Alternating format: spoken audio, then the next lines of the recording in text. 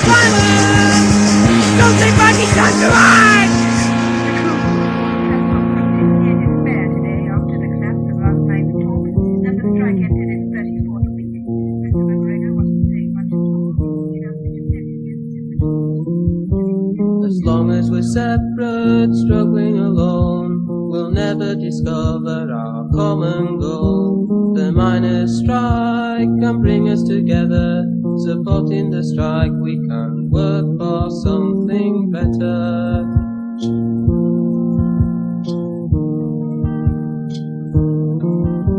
They keep us apart by shifting the blame.